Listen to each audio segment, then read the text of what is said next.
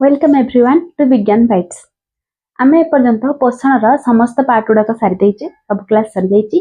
आज वीडियो रे आमे डिस्कस करिया जाउचे पोषण अभ्यास। ओके, तो चलंतु स्टार्ट करिबा आज वीडियो। तुम मानकर प्रश्नावली 1 नंबर रु 6 नंबर पर्यंत लॉन्ग क्वेश्चन अछि, जहार सबुतक पार्ट माने सबुतक क्वेश्चन मु पार्ट वाइज वीडियो रे रखिछि।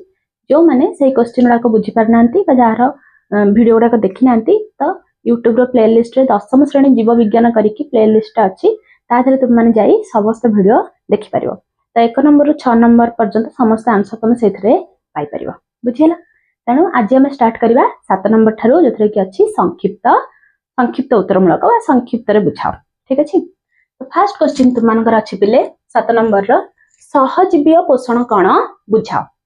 एटा मु तुम मानु कहितली कि सहजीवीय पोषण कोन ना बेले बेले दीटा प्राणी बा प्राणी उद्भिद सहित किंबा प्राणी अणुजीव सहित किंबा उद्भिद अणुजीव सहित एकाठी बसवास करती, जहां आमे सहजीविता कहि थाउ। आ सेमाने निज मध्यरे पोषणर आदान प्रदान करथांती, आ केही कहार क्षति मध्य करंती नाही। आ सेटा को ही आमे सहजीवीय पोषण कहू, बुझेला। तो कोन आंसर लिखि परिबा ना बेले बेले दुईटी संपूर्ण भिन्न जातिर प्राणी उद्भिद और प्राणी प्राणी और अणुजीव बा उद्भिद अणुजीव एकाठी बास करती और सेमानंक मध्यरे हेउथिबा पोषणर आदान प्रदान को सहजीवीय पोषण कहा जाए। जेहेतु संक्षिप्त रे बुझाओ तुम मानकर अछि, तो मैक्सिमम तुम 2 रु 3 लाइन भितरे लिखिबो। लॉन्ग क्वेश्चन हमको लिखिबार नाही, बुझेला। नेक्स्ट क्वेश्चन जिबा। हमर केते प्रकार रो ओ केतोटी दांत अछि। आमे पढितले प्रति माढी रे हमर 16टी लेखाय दांत थाए आ 4 प्रकार रो। तो हमर प्रति माढी रे 4 प्रकार रो दांत अछि। कोन कोन ना कर्तन दांत 4टा, स्वान दांत 2टा, चर्बण दांत 4टा आ पेषण दांत 6टा, बुझियला। नेक्स्ट क्वेश्चन, जीभ केते प्रकार रो स्वाद बारी पारे आ जीभर अन्य कार्य गुड़िक कोन। जीभ केते प्रकार स्वाद बारी पारे एटा भी कहितली तुम मानकू, खट्टा, मिठा, पिता आ लुणिया। आमे एई 4टा स्वाद बारी पारुचे, जहा पई आम जीभरे 3 प्रकार रो स्वाद मुकुल अछि। सेटा लिखिछि मु, जीभरे खट्टा, मिठा, पिता और लुणिया स्वाद को बारिबा पई 3 प्रकार रो स्वाद मुकुल अछि। आ जीभर अन्य कार्य गुड़िक कोन ना कथा कहिबारे सहाय्य करिबा ओ खाद्य को दांत निकटरे पहुंचाइबा। क्लियर एतिकी। नेक्स्ट क्वेश्चन को जिबा। पाकस्थली रे खाद्यर परिणति लेख। पाकस्थली रे खाद्य कोथु को चेंज होछि।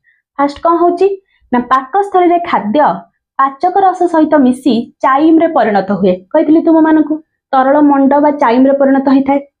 नेक्स्ट कोन ना एथिरे थिबा लवण आम्ल खाद्य को अम्लात्मक करि थाए। एटा भी कहैतला लवण आम्ल बा HCl जो थाए से खाद्य को एसिड कर दिए, अम्ल रे परिणत कर दिए। आउ कोन ओ एथिरे थिबा पेप्सिन और लाइपेज एंजाइम यथाक्रमे पुष्टिसार और स्नेहसार जातीय खाद्य को हजम करि थाए। पेप्सिन पुष्टिसार को हजम करिवो आ लाइपेज स्नेहसार को हजम करिवो। ताले पुष्टिसार पेप्सिन उपस्थिति रे कोथरे परिणत हबो प्रोटीओजेस प्लस पेप्टोन आ स्नेहसार लाइपेज उपस्थिति रे फैटी एसिड प्लस ग्लिसरॉल रे परिणत हबो। जिबा नेक्स्ट क्वेश्चन को।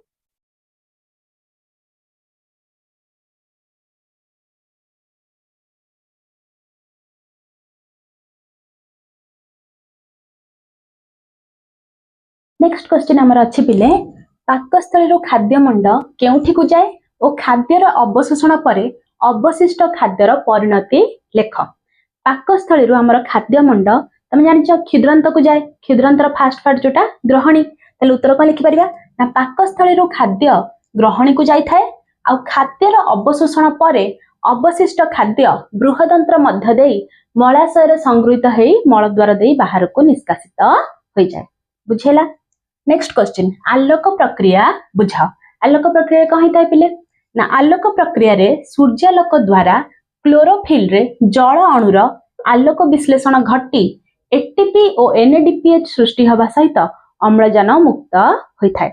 ए सब बुझाइतला पूरा प्रोसेसटा, चाहिले से वीडियो भी तुम माने जाइकी आउथरे देखि परिबो, बुझेला। नेक्स्ट क्वेश्चन, आलोक श्लेषण रे रुबिस्को भूमिका कोन। रुबिस्को कोठी थाए प्रेजेंट ना अंधकार प्रक्रिया, तो सेटा लिखिबा आलोक श्लेषणर अंधकार प्रक्रिया रे रुबिस्को एंजाइम उपस्थिति रे ग्राहक अणु एटा ग्रहण होइछि ग्राहक अणु आरयूबीपी एटीपी और एनएडीपीएच को व्यवहार करी अंगारकाम्लर विबंधन करिथाय। एटा भी पढ़िथिले पूरा केल्विन साइकिल बुझेला। नेक्स्ट जीवा 8 नंबर को। नेक्स्ट 8 नंबर तुम मानकर अछि गोटिए वाक्य रे उत्तर दियो। फर्स्ट क्वेश्चन हैला जीभर कार्य कोन। जीभर कार्य कोन पिले गोटे होची कथा कहबार सहाय्य करिवो आ गोटे होची खाद्य को दांत निकट रे पहुंचाइबो आ गोटे होची स्वाद बारिबारे सहाय्य करिवो। तो कोन लिखिले जीभर कार्य हैला कथा कहबारे सहाय्य करिबा खाद्य को दांत निकट रे पहुंचाइबा और स्वाद बारिबा। नेक्स्ट क्वेश्चन मनीष माढ़ी रे केउ प्रकार रो दांत रहिची।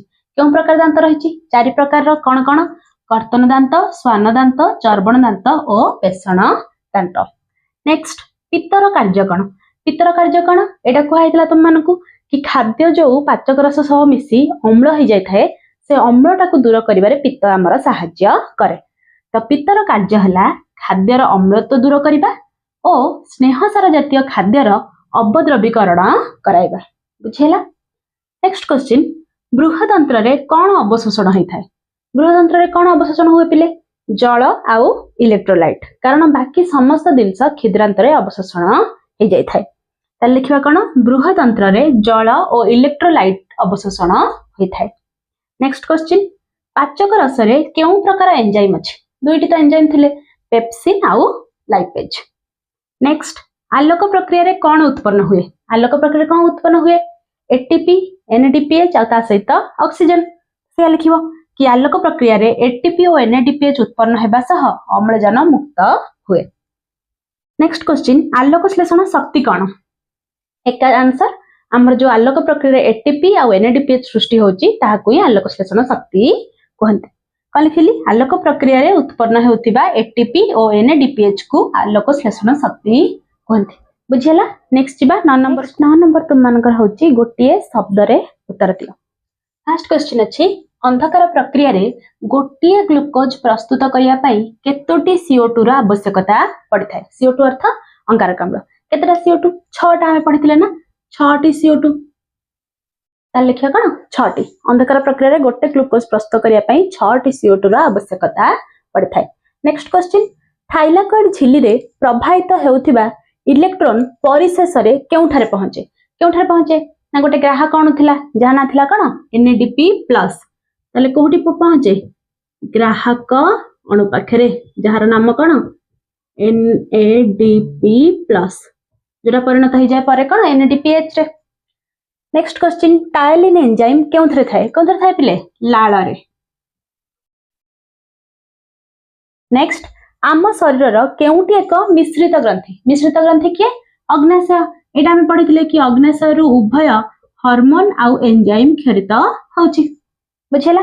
नेक्स्ट जीवा 10 नंबर अछि शून्यस्थान पूर्ण कर। पाकस्थली रो ऊपर अंश को कार्डियक स्टोमाक आउ तळ अंश को dash कोंती pyloric stomach.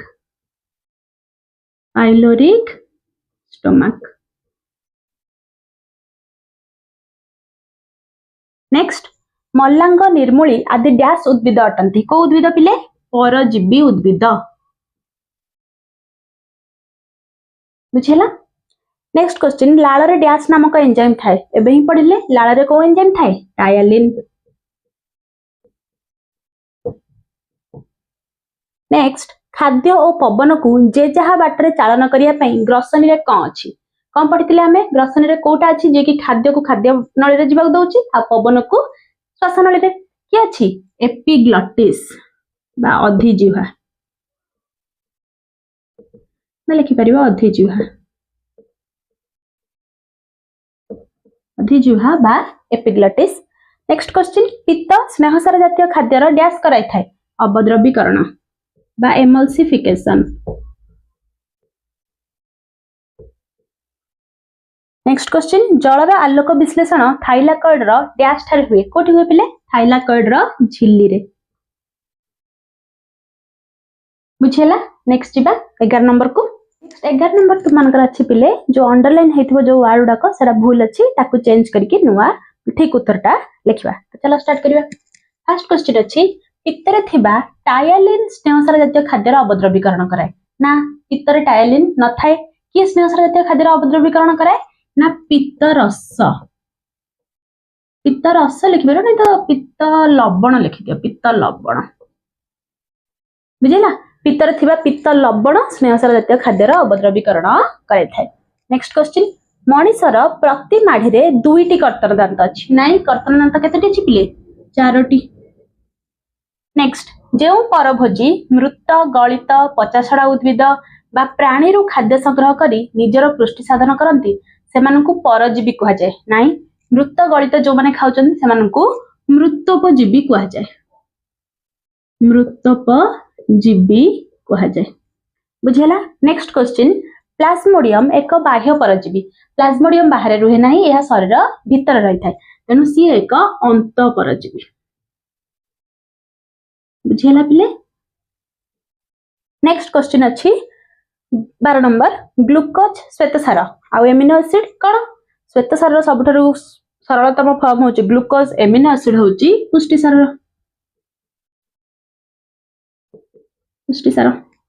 Next question Plasmodium अंत परजीवी ताले उकुणी किए उकुणी हैला बाह्य परजीवी कारण यह शरीर बाहर रुहे।